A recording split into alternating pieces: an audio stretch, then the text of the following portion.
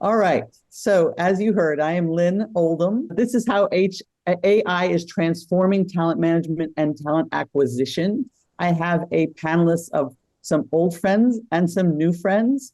And what I love about this for you all is that these companies that they represent span the gamut. We have some that are barely teenagers, some that are teenagers, some that are in their 20s. We even have a centenarian on the panel in terms of the age of a company. We have company sizes from under 1,000 up to almost 100,000. So and two privates, two publics. So you've got such a gamut represented by the people who are going to speak. And I am going to let them introduce themselves and then we'll kick it off. So let's start with Amy. Well, first of all, thank you so much for having me today. I'm really excited to be here for this discussion. And I'm Amy Redkinator. I'm the Chief People Officer at Databricks. We are a data and AI platform company, and we are currently about 8,000 employees. Excellent. Diana? I share in the joy of joining all of you talented people. Thanks for having me. I'm Diana Blanconi. I'm the Chief Talent Officer at Omnicom Media Group. I've been there a little over 3 years. For those of you who don't know, we're the biggest media holding company in the world, and we get the joy of helping the biggest brands in the world create more awareness and essentially growing some of the biggest brands across the world. So we've got a very active hiring engine. We hire thousands of people a year, and we usually do it with a big smile on our face. So that's a little. I love it. I love it. Thank you, Diana. It's Sai.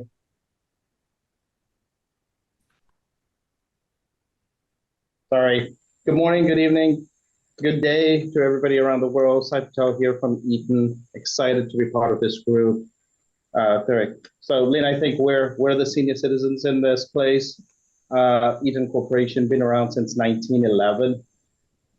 We're in about 175 different countries, a little over 92,000 employees. And I have responsibilities over HR tech, HR enablement, and innovation.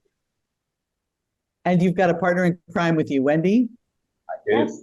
Hi, everybody. I'm Wendy Hirsch. I'm also at Eaton, and I have responsibility for HR enablement and innovation, HR shared services, workforce analytics and planning. And then I also have an amazing continuous improvement OpEx team. And I'm excited to be here. We've done a lot in the AI space, so I'm excited to share some very practical examples. Excellent. And finally, last but not least, Tracy.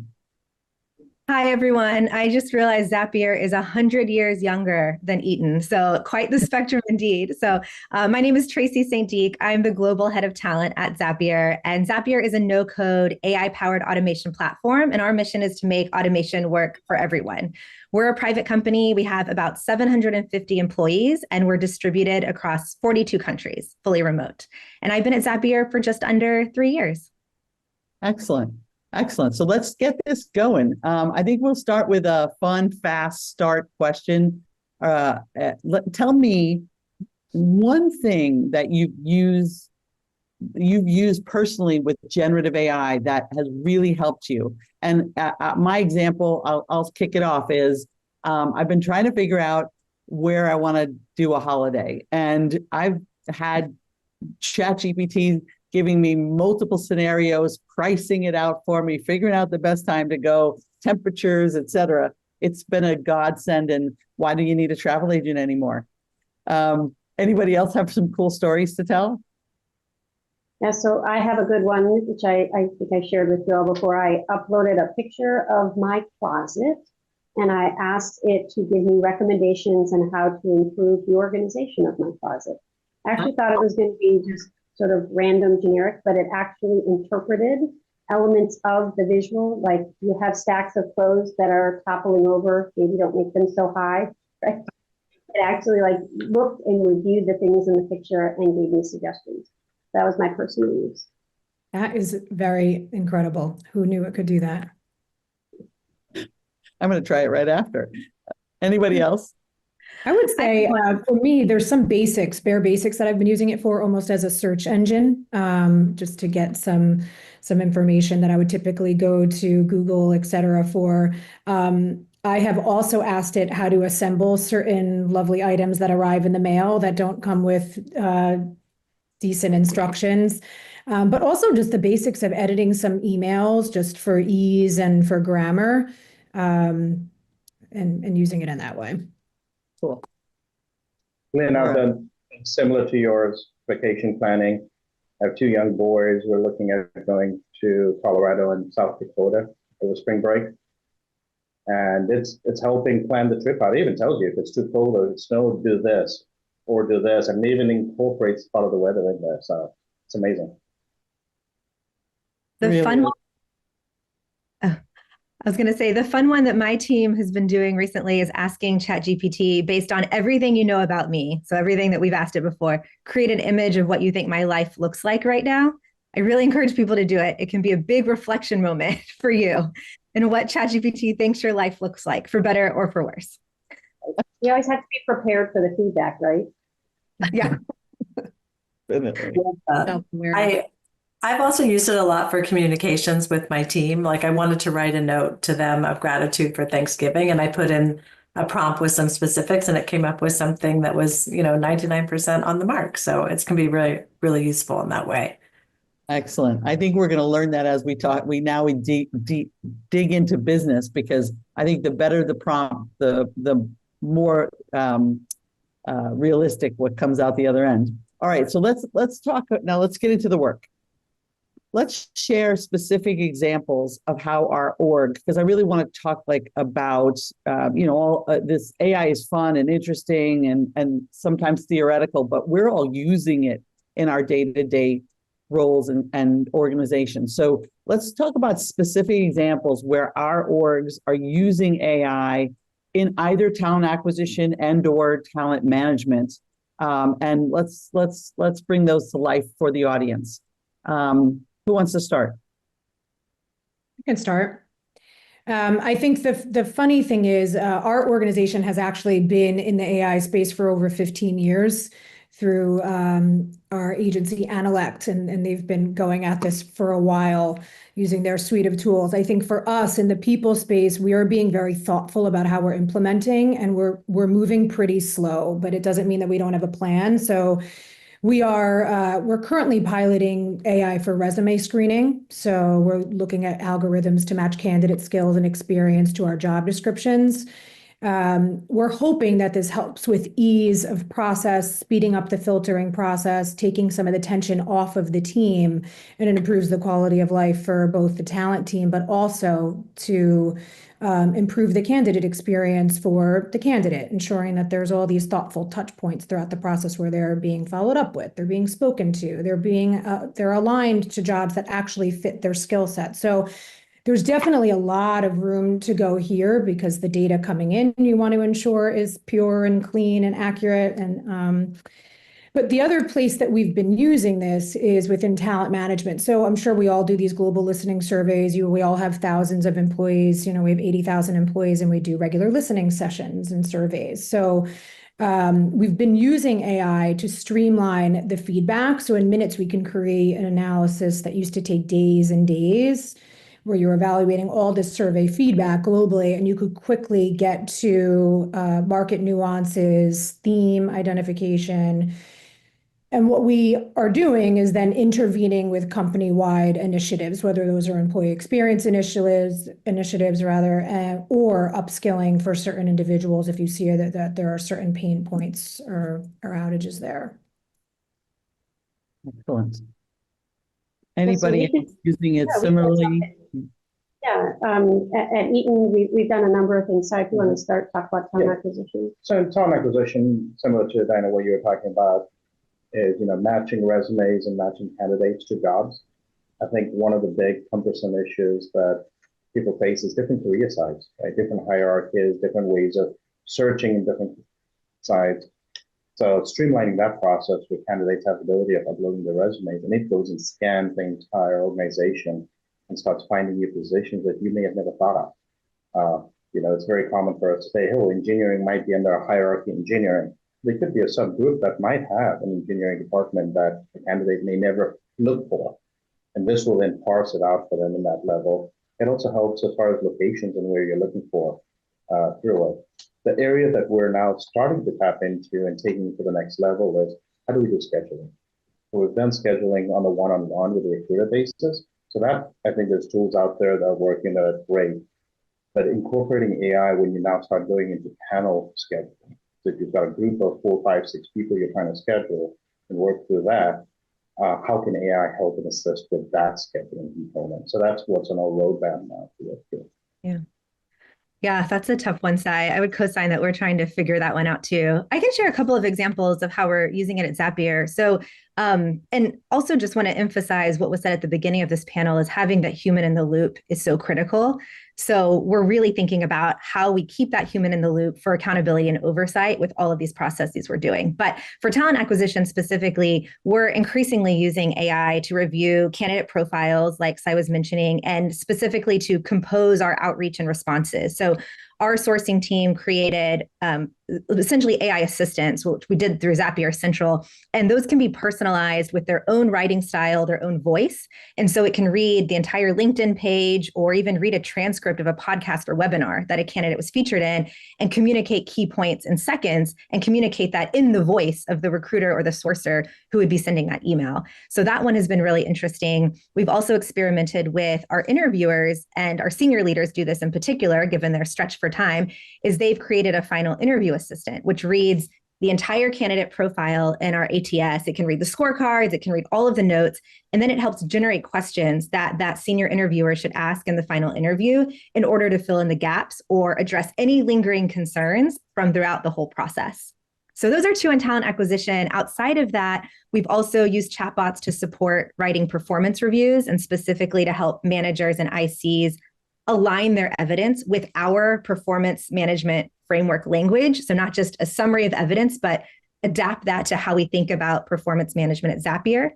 And the most recent one that's been really interesting is we started a pilot with a platform that provides summaries of meetings when we have meetings with direct reports, but it also provides coaching tips and coaching feedbacks to the manager after that meeting to say, hey, here are some things you could do better. Here are some things that you did really well in this one-on-one meeting you had with your direct report. And so that one has been new, but also very interesting for us. Amy, before you go, I just want to ask Tracy one quick question. Did you do candidate surveys before you started all that? And if you did, are they improving? Are people feeling touched or rather than ghosted with this outreach that you're doing?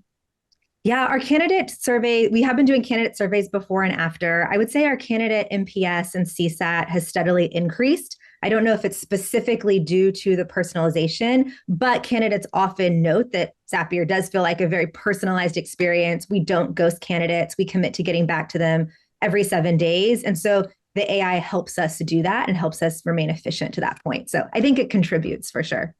Gotcha. Sorry about that, Amy. Go ahead. Yeah, no problem at all. We have used AI to actually try to increase the interlock between talent management and talent acquisition. So one of the use cases that we're working on now is actually a predictive model around attrition. So we can predict actually down to pretty much the person now how many exits we'll have per quarter. And then we can feed that information back on a monthly basis into the talent acquisition team so that they have more insight into exactly where they're going to need to hire to in order to meet their targets for the quarter. And so that's been one area where we've seen a lot of effectiveness because TA used to be kind of a black box around how exactly they would hit their target, given how much movement there would be in the employee population. And so we've been able to close that gap through using this predictive analytic model around attrition for us. Yeah. You can see that being Yeah. used.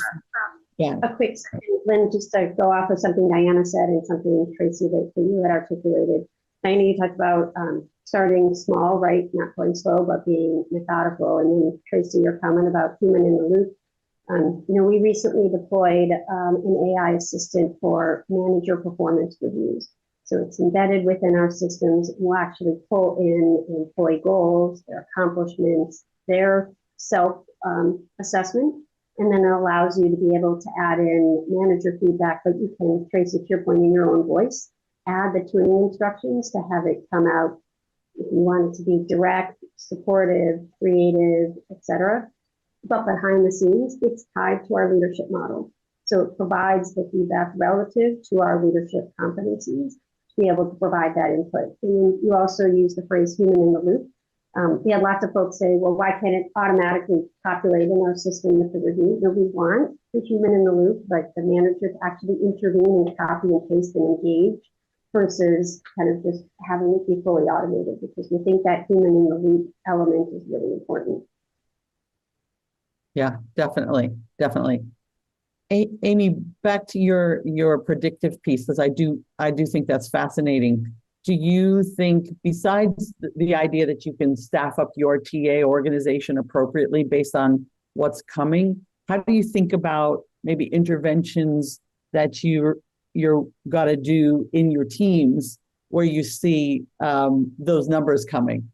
Yeah, I mean, we've used it on both sides. So in terms of non-regretted attrition, that's something that we've wanted to keep at a healthy level in our organization because we've been growing, extensively for the last couple of years. So we have over 60% year over year growth, and the employee population has been growing at about the same pace. So for us, we want to make sure that we have a healthy level of performance management. And when we see that number not at the place we think it should be, then we can work more proactively to ensure that we're helping the managers do the right thing to ensure that they're always up-leveling the talent on their team. And then on the regretted attrition side, that we can predict pretty accurately where we think we have risk in the organization, and can also work with those leaders to ensure that they are being proactive around ensuring retention of the key talent that we want to keep in the organization.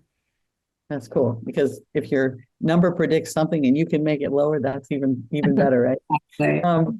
So let's talk about TA in specific, because I know our audience is thinking, okay, this is all great. AI is looking at resumes. AI is summarizing your interviews. They're even giving it interview questions. All great. But how are we ensuring that AI reduces bias in the hiring process? How are we leveraging AI to reduce bias? Because that's, I think, one thing. When at Stash, I announced that we were going to use a new tool. It was AI based.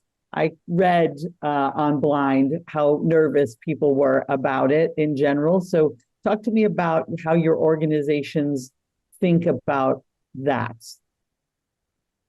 So, Lynn, the way we've been addressing that is by stripping out any personal information that can help identify. So if you're talking about names, genders, you get resumes from around the world, they put quite a bit of stuff in their date of births in some of the countries. So it'll go through and strip anything that's personal that you can identify that individual, and that's what then goes to the recruiter. That's what goes to the hiring manager on first screening. And then, of course, by the time they're going to do a one-to-one, they're going to start seeing everything else. Mm-hmm. But the first part of it is to remove anything that can bring bias in as much as we can. That's great. Yeah. Go ahead. I agree with everything that you said, Sai. We are focused on the same things. I think that we're trying to focus on skills and qualifications and specific certifications that are required for the role, clear KPIs, and scraping all of those unique identifiers that could bring bias. And then I think a lot of this is just monitoring and auditing and tracking, right? Like, as we talked about, starting slow and building out, a lot of this is just ensuring that the data coming in is clean and that we can make any changes as we go. Yeah, definitely. I think when people were doing the resumes, we back when I was like 2012, we were stripping the identifiers out for the people part of it, but now we've got machines looking at this, so it's just as important, right? Tracy, what were you going to add? Yeah, so very similar things to what Diana shared. So I won't repeat what she shared because we do some similar stuff as well. But to add on to that, we actually use a tool that records and transcribes all of our interviews.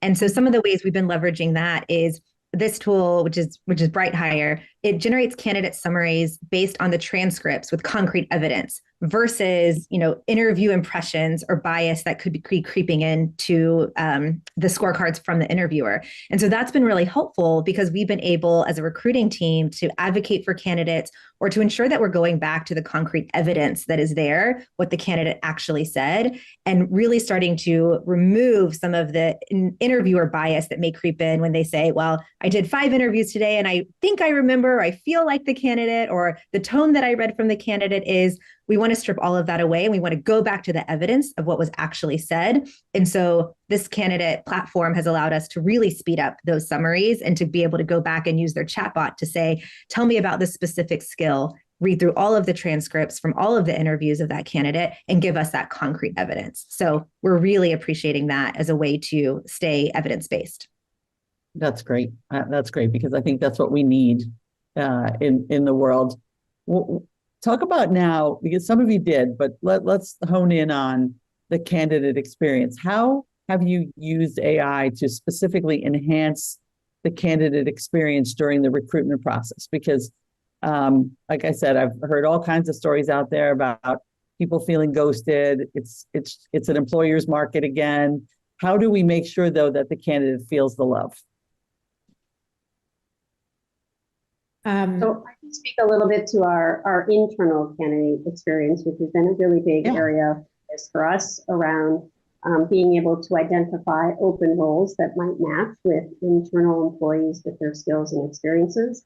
And you get immediate feedback. So there's an element of part of our process, in addition to the AI, is what we call internal candidate care. So that specific reach out to say, hey, Tracy, your skill set matched with this open role. We'd like to have a conversation. We think this might be a good next experience for you. So I think in that sense, right, a lot of times we do this for a lot of our external candidates where we'll have conversations, we'll talk about where there might be fit and not fit, but we often don't think about doing that for our internal candidates. So we've been also leveraging that AI and that matching of skills and experiences to do that better touch point with our own employees. So let me ask you, Wendy, do people have to raise their hand, or is it always trolling for opportunities for your employees? Yeah, so if you've uploaded your profile into the system, it will be always looking and identifying opportunities. So I will get emails that will be sent to you and say, hey, Wendy, it looks like your profile matches this open opportunity, and give you an opportunity to review it. So it has great positives. I'll say I lost a great employee to the IT organization whose skill set matched, and he said, wow, that would be a great next experience. Bummer for me, but great for him. Yeah, definitely. Definitely. I think that's great. Is anybody else on the team doing something like that? Sounds like you're the 100-year-old pioneer. I love it. I love it, Wendy. All right. So, Diana, what are you doing? I mentioned earlier, we're pretty fixated on the candidate experience. We actually survey candidates throughout the process to see how we're doing at the recruitment end. We survey our hiring managers to see how their experience is working with us on that front. So we're pretty focused on streamlining that. And I think, we're all human at the end of the day, and we have, you want to get back to everybody. You want everybody to feel heard and have a good experience with the organization. That's a huge priority, but you realize you can't do it all. So that's one of the things that we're focused on with AI, is to have that really manage the front end where every candidate who applies is heard from, to let them know, are you a match for the job? Are you not a match for the job? If you aren't, here's some other recommendations that we would like you to explore that might be a better fit for your background. So really focused on those personalized job recommendations based on their profiles. I think in the distant future, we'd love to have AI, like some of you have said, provide real-time feedback post-interview. So taking those assessments and then providing feedback, it's, so that you're removing the bias, but it's all tied to clear KPIs and how you would deliver in the role based on the requirements that are clear in the job description. So it's a little bit about what we're focused on at the moment. That's great. Tracy, you talked about 7 days and getting back to candidates in 7 days. That's a phenomenal KPI. Tell me, though, I know there's some things that you're not yet built out that are on the roadmap for candidate experience. Talk about those. Yes, well, we're really obsessed with candidate experience too at Zapier. And two of the things that we saw come out from our surveys over the past year in 2024 is that, one, candidates had a lot of questions about the teams of Zapier, how things were set up. And so they were emailing recruiters all the time, and that was taking a lot of recruiter time to answer them. But this was information that they needed to feel prepared. That was the second thing, is that candidates noted, I'd like to feel more prepared for my interviews because it's such a rigorous process. And so one of the things on our roadmap is to build out department-specific pages through Zapier where candidates can learn about a team, learn about the team that's hiring, and ideally utilize a chatbot to ask all the questions that you might ask a hiring manager or a recruiter. So that would be on 24/7. They can go in anytime. They can ask about, what do I need to prepare for my next interview? They'll be able to see, here's the general questions that we ask at each interview stage. So it would allow the candidates to self-serve a lot more, and also honestly give a lot of time back to our recruiters. Yeah, that's awesome. I think recruiters have to learn how to use all of this too, but to give them, qualitative time back, that's great. Yes. Let's turn our attention toward, our audience is some of them haven't dipped their toe in the water yet, right?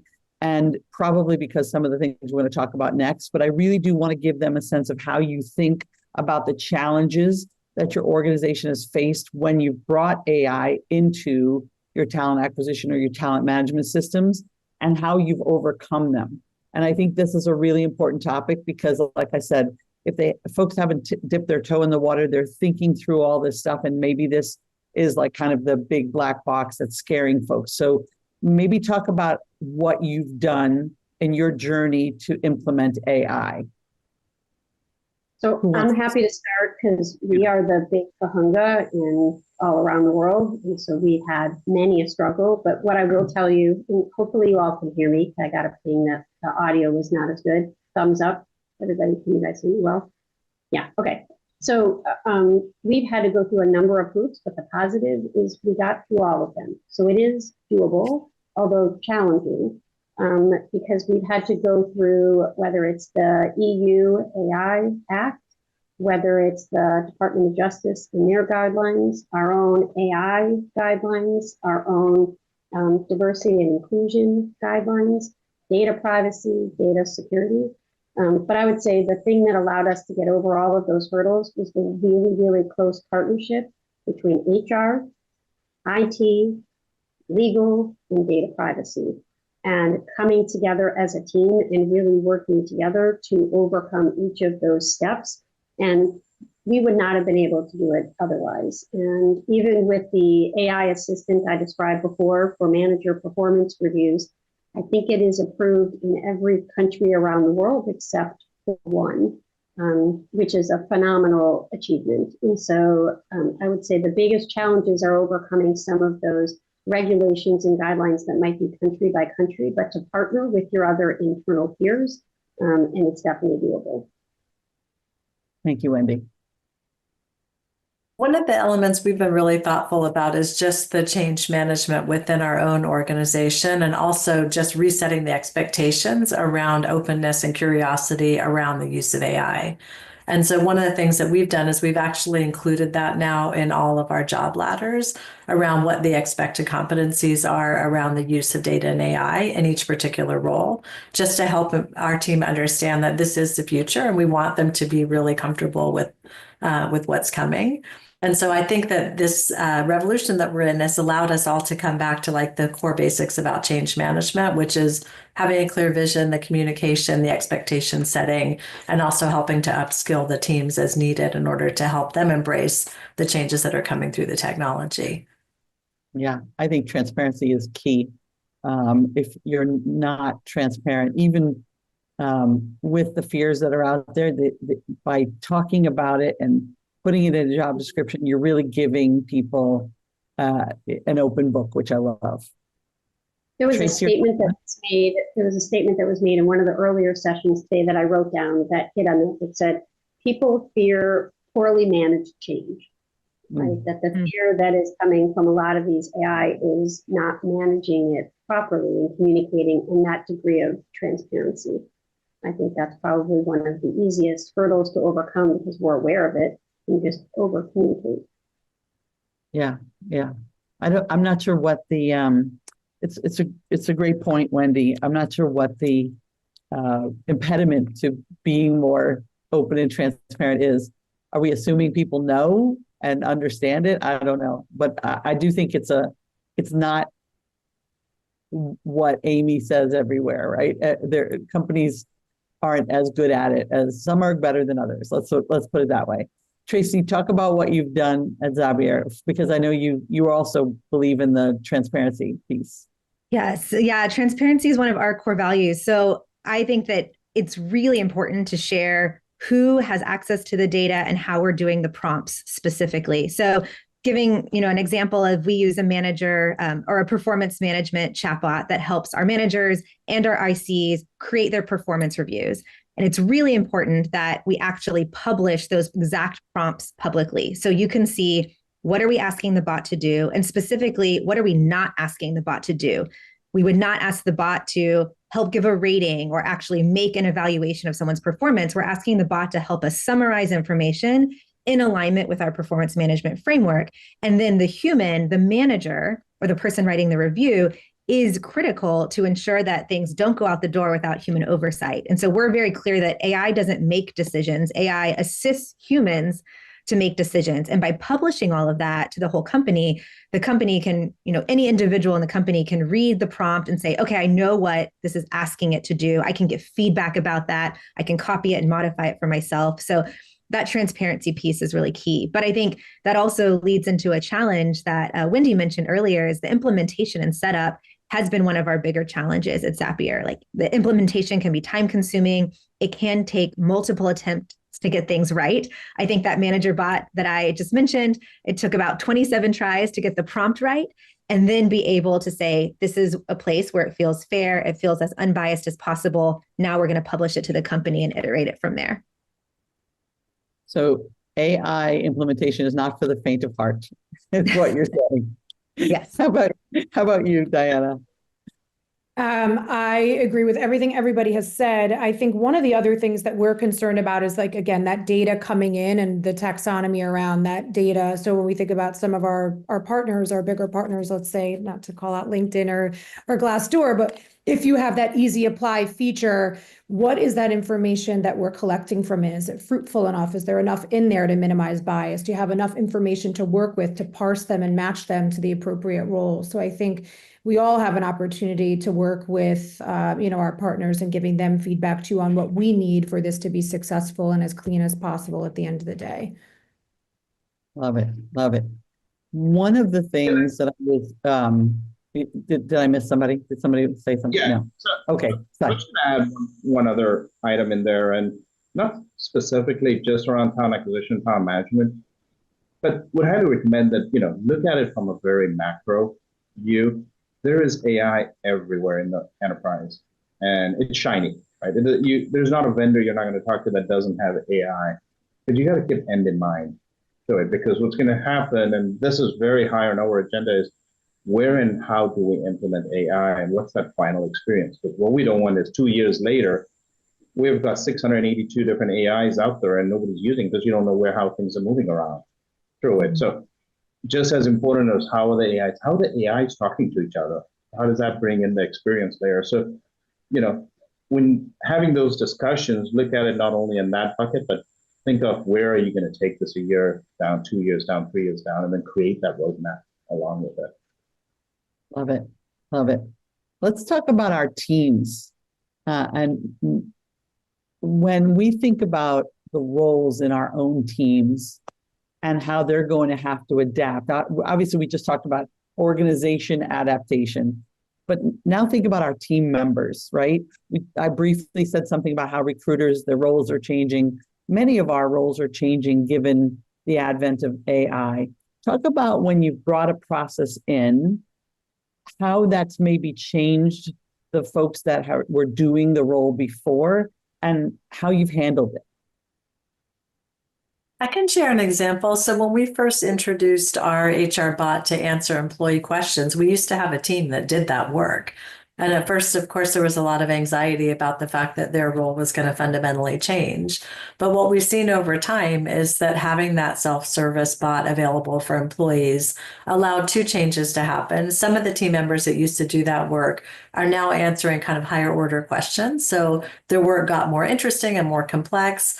And then other members of that team have moved on to project management roles, so that they've been able to elevate their role and getting out of the day-to-day administrative work of answering the same questions over and over again. And so now they're doing, more advanced and sophisticated work than they were doing before. So we have seen a lot of positive reaction to that transformation. But at first, I think there was some anxiety about the fact that change was coming and they didn't know what it would look like on the other side. But it's been a very positive experience for our team. That's great. That's fantastic. Anybody else has had their team react? And what have you done about it?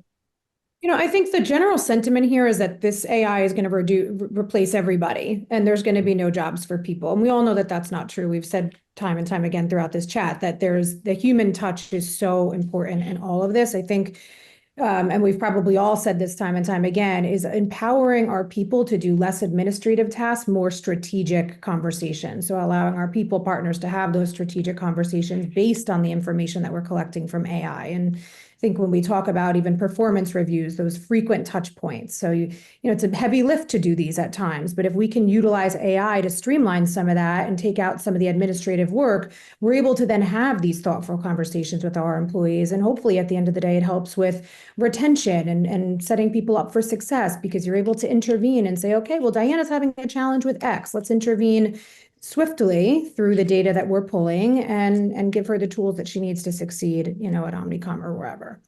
Yeah. That's great. We have at Eaton sort of a hashtag phrase we've been using for all of HR, which is hashtag make my life easier. And everything that we deploy, everything we communicate, we start our monthly deployment calls that are global with a tip or on hashtag make my life easier. So to Sai's point about, right, is it just a shiny new object or is there actually any objective?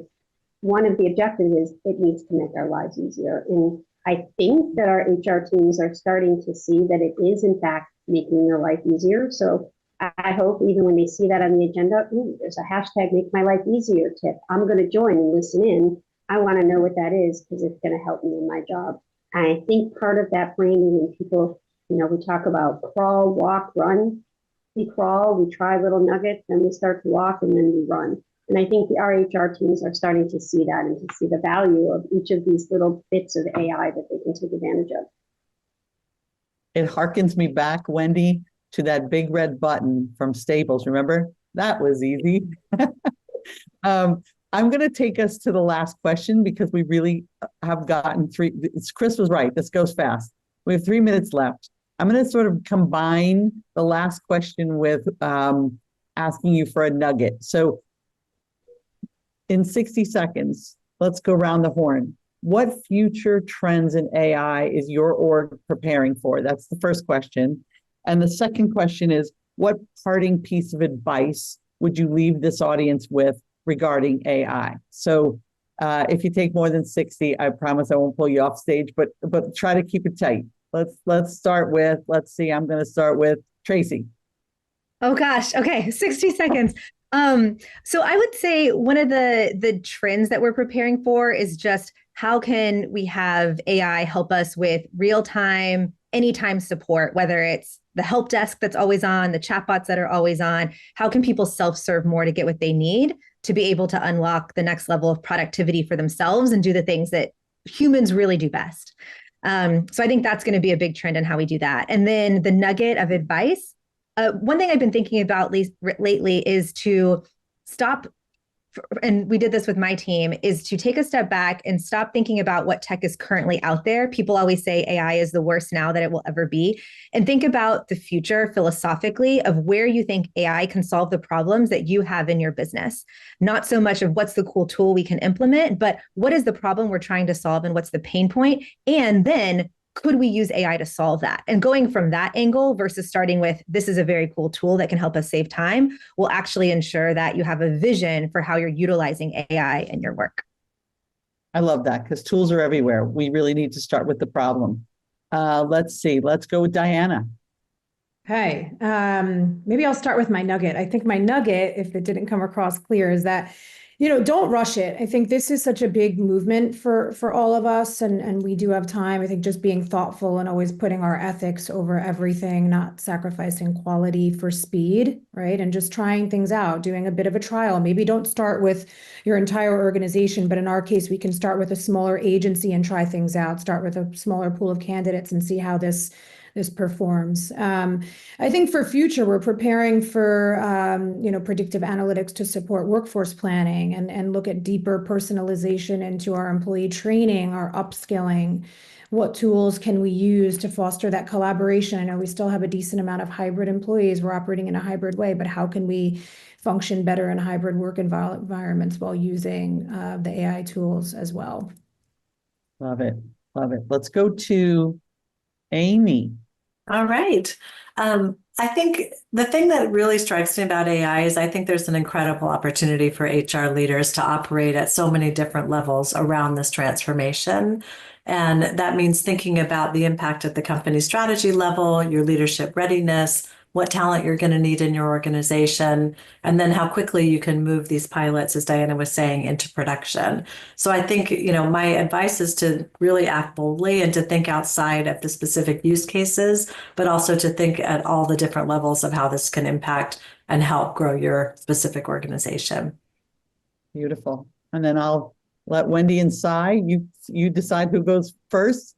Pull up the question. Go ahead. So I'll combine it to say what's on the horizon for us is AI conversational around HR reporting and analytics. So being able to talk, where do I have the highest turnover? How does it differ by gender? And do it in a very conversational way. Our rollout of that would be my advice, which is, and it goes to what Diana said, which is start small. Crawl, walk, run would be the biggest advice that I would give. That you don't want to do too much too fast. Start small, iterate the agile approach. Love it. All right.